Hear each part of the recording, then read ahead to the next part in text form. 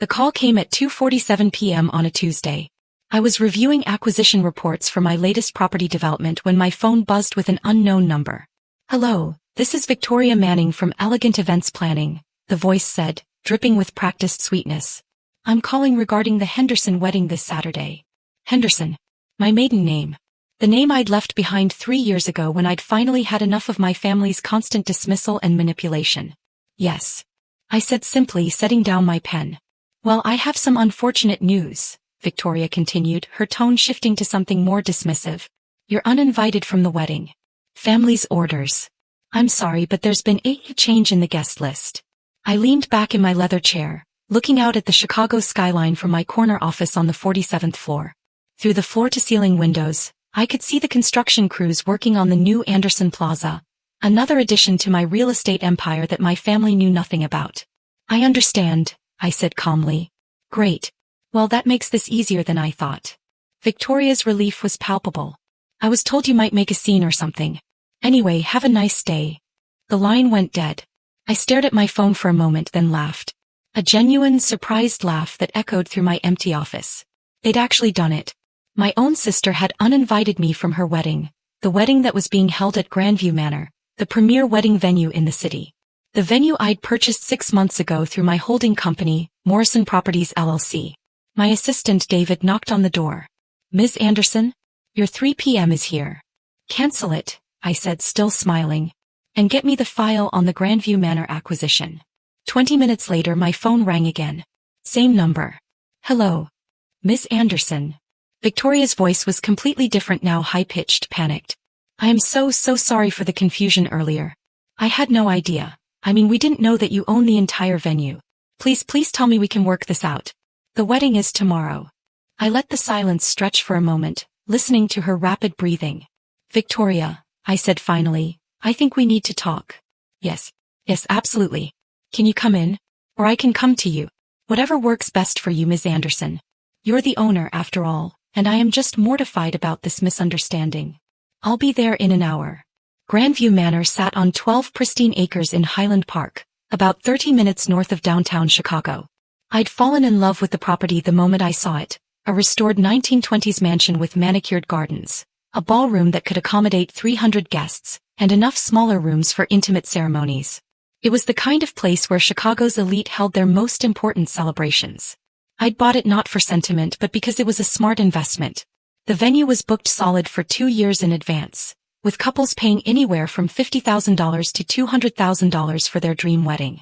What I hadn't expected was for my sister Emma to book it for her wedding to Bradley Ashworth III, heir to a pharmaceutical fortune and, according to my mother, finally someone worthy of the Henderson name.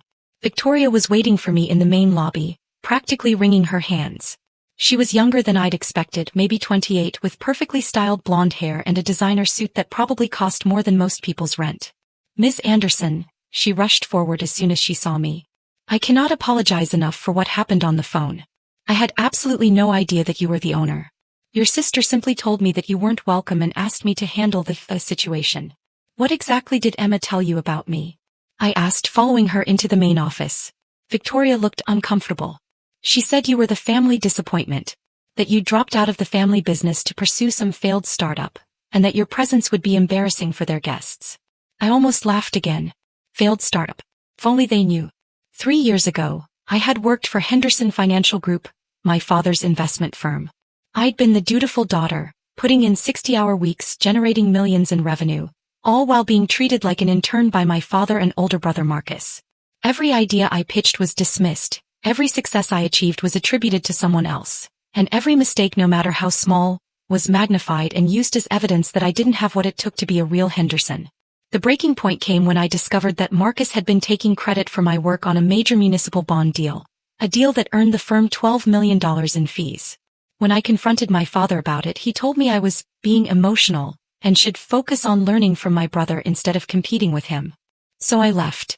I took my savings, my contacts, and my ideas, and I disappeared from their world entirely. What they didn't know was that I'd been building something much bigger than they could have imagined. "Victoria," I said, settling into the chair across from her desk, "tell me about tomorrow's wedding." He pulled out a thick folder. "It's going to be beautiful. 250 guests, ceremony in the Rose Garden at 4 p.m., cocktail hour on the terrace, Reception in the grand ballroom. The Ashworth family spared no expense. This is easily a $180,000 event. And Emma specifically said I wasn't welcome? She was very clear about it. She said, and I quote, "Under no circumstances is my sister to be allowed anywhere near this wedding. She's already embarrassed our family enough, and I won't have her ruining the most important day of my life." I felt something cold settle in my chest. Not anger exactly. More like clarity. "Victoria, I need you to call Emma. Tell her there's been a problem with the venue for tomorrow." "A problem? But everything's perfect. The flowers are being delivered in the morning, the catering staff is confirmed, the band has already done their sound check. Tell her the venue has been double booked, and we need to discuss alternative arrangements." Victoria's face went pale. But that's not true. And even if it were, we couldn't possibly find another venue of this caliber with less than 24 hours notice. Not for a wedding of this size and importance. "I know," I said simply. It took Victoria a moment to understand what I was really asking her to do. When it hit her, her eyes widened. "Miss Anderson, you can't be serious. Make the call." My phone rang 15 minutes later. "What do you mean the venue is double booked?" Emma's voice was shrill enough that I had to hold the phone away from my ear. "Emma," I said calmly. "Don't you Emma to me. This is a disaster. Do you have any idea how much money we've spent on this wedding? The flowers alone cost $15,000. And now you're telling me some incompetent wedding planner screwed up the booking. Actually, there wasn't a mistake in the booking." Silence. "What do you mean?" "I mean Victoria called you because I asked her to. You see Emma, I own Grandview Manor. I have for the past 6 months. More silence. That's impossible. You don't have that kind of money. You're barely scraping by with your little computer business." Little computer business. If she only knew. "Emma, I want you to listen to me very carefully. You have 2 choices. You can apologize for uninviting me from your wedding, your sister, and we can pretend this conversation never happened. Or you can find somewhere else to get married tomorrow." "You're bluffing. This is some kind of sick joke. You probably called pretending to be the venue owner just to mess with me. Check the property records, Emma. Morrison Properties LLC purchased Grandview Manor in April. Morrison Properties is my company." I could hear her breathing heavily. "Even if that's true, which I don't believe, you wouldn't actually cancel my wedding. You're not that cruel." "You're right," I said. "I'm not cruel. I'm just not interested in hosting events for people who consider me an embarrassment to the family. This is insane. I'm calling Dad. He'll straighten this out." "Please do." The line went dead. My phone rang again 20 minutes later. This time it was my father. "Sophia, what the hell is going on? Emma is hysterical, claiming you own some wedding venue and you're trying to sabotage her wedding." "Hi Dad. How have you been? It's been almost 2 years since we last spoke. Don't play games with me. Emma says you're threatening to cancel her wedding venue." "I'm not threatening anything. I simply informed her that as the owner of Grandview Manor, I have the right to choose which events I host." Silence. "Then, you own Grandview Manor?" "Among other properties, yes." "How? You left Henderson Financial with nothing. You had maybe $50,000 in savings." "I had more than savings, Dad. I had 3 years' worth of contacts from working at your firm. I had a deep understanding of Chicago's real estate market from all those municipal bond deals I worked on, the ones Marcus took credit for. And I had something else you never bothered to notice. I had talent. This is ridiculous. Even if you somehow managed to buy one property, Grandview Manor is worth at least $8 million. There's no way you could afford something like that." "Dad, do you remember the Millennium Development Project? The one where the city needed $200 million in financing for the new cultural district?" "Of course. That was Marcus's deal. One of his biggest successes." "No, Dad. That was my deal. I spent 8 months building the relationship with the city planning committee. I structured the entire financing package. I negotiated the terms with the contractors. Marcus just signed the papers and took the photo for the company newsletter." "That's not." "And the Patterson Industrial Acquisition? The one that earned Henderson Financial a $15 million fee? That was mine too. I identified the company as an acquisition target. I built the financial models. I pitched the deal to Patterson's board. Marcus presented my work and got a promotion." I could hear him breathing heavily. "For 3 years I built your business while you and Marcus took all the credit and told me I wasn't smart enough, wasn't aggressive enough, wasn't a real Henderson. So I left and I started over. The difference is, this time I kept the credit for my own work. Even so, one property doesn't make you some kind of real estate mogul. I pulled out the folder David had prepared for me earlier. Morrison Properties currently owns 17 commercial properties in the Chicago metropolitan area, with a combined value of approximately $180 million. We also hold majority stakes in 3 development projects that will break ground next year. And we're currently in negotiations to acquire the Henderson Financial Group building. The silence stretched so long I thought the call had dropped. Dad, you're trying to buy our building? I already made the offer. Your landlord seemed very interested. Something about Henderson Financial being 3 months behind on rent. Another long silence. What do you want, Sophia? I want my family to treat me with the same respect they show strangers on the street. I want Emma to apologize for uninviting me from her wedding. And I want all of you to stop pretending I'm some kind of failure just because I chose to succeed outside of your little kingdom. And if Emma apologizes, if we acknowledge that we misjudged your situation, then she has a beautiful wedding at one of the most exclusive venues in Chicago, and we all move forward like a real family. And if she doesn't? I looked out the window of the venue office, where a team of gardeners was putting the finishing touches on the rose garden where Emma's ceremony was supposed to take place tomorrow. Then she spends the next 18 hours trying to find somewhere else to get married. This is blackmail. No, Dad. This is business. Something I learned from you, actually. He hung up without saying goodbye. An hour later, Emma called back. Her voice was quieter now, less hysterical. Sophia. Yes. Mom says I should apologize. What do you think? A long pause. I think I don't understand how this happened. How you went from being our family's disappointment to owning half of Chicago without any of us knowing about it. I went from being your scapegoat to being successful. There's a difference. We really hurt you, didn't we? It was the first time any of my family members had acknowledged that their treatment of me might have been unfair. I felt something loosen in my chest, a knot of resentment I'd been carrying for 3 years. Yeah, Emma. You really did. I'm sorry. I'm sorry for uninviting you, and I'm sorry for calling your business a failure, and I'm sorry for all of it. I don't know how to fix this, but I want you at my wedding. If you'll still come. I thought about it. I could make her grovel more.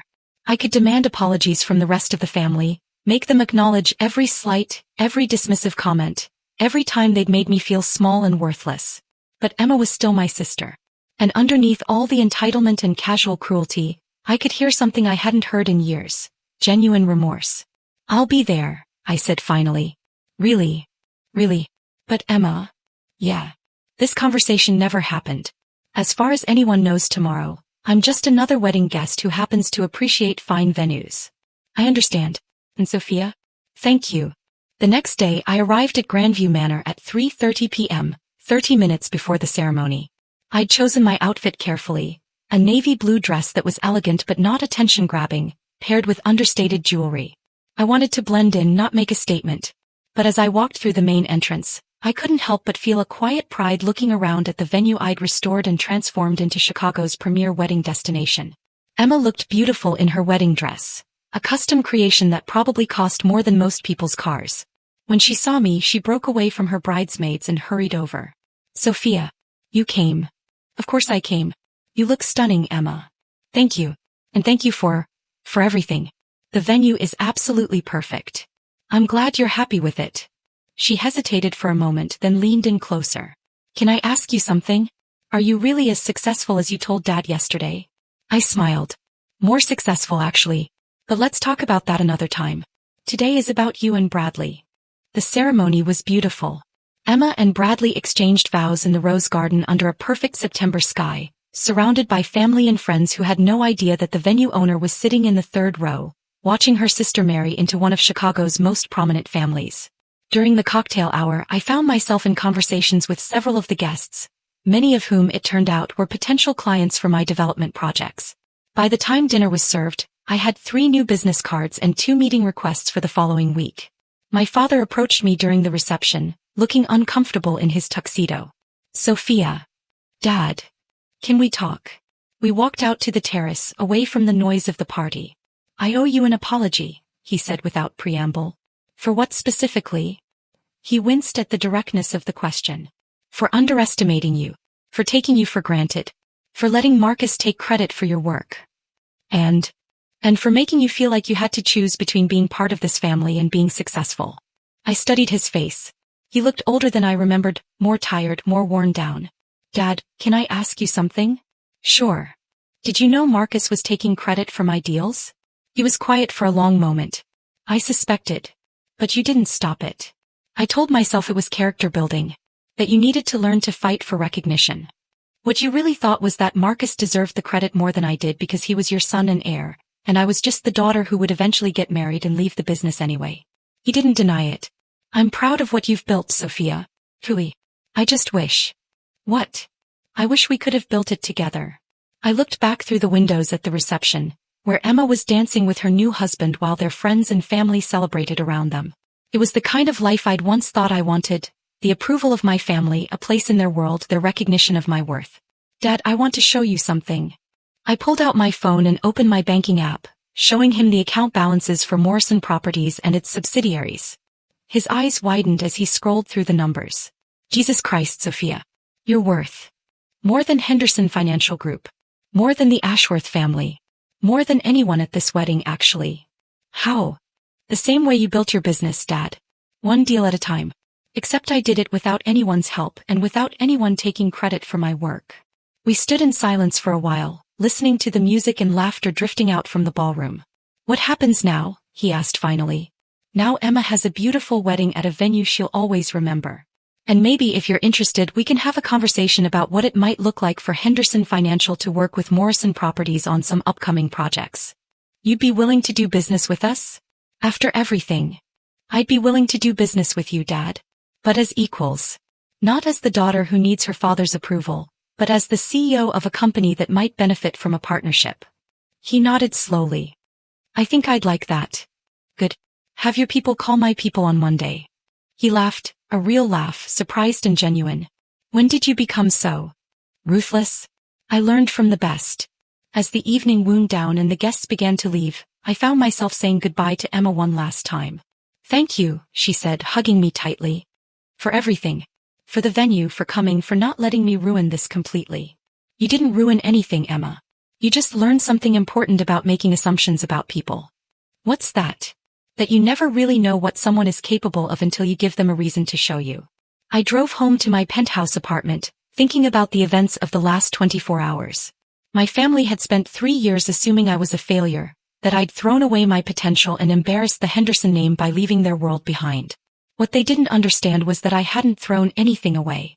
I'd invested it all, my talent, my knowledge, my connections, and yes, my anger, into building something bigger and better than anything they'd ever dreamed of. The wedding was just the beginning. On Monday, I had meetings with 3 major developers, a city planning session for the new cultural district expansion, and a conference call with investors about the Morrison Properties IPO we were planning for next year. But tonight I was just Sophia Anderson, the woman who owned the most beautiful wedding venue in Chicago and who had finally gotten the apology she deserved from the family who had never believed in her. Sometimes the best revenge really is living well. And sometimes, if you're very lucky, it's also the beginning of something better than revenge. Reconciliation built on respect instead of assumption, love tempered with understanding, and a family that finally sees you for who you really are instead of who they thought you should be. As I fell asleep that night, I smiled thinking about Victoria's panicked phone call earlier that day. She had no idea that her mistake had given me something I didn't even know I wanted.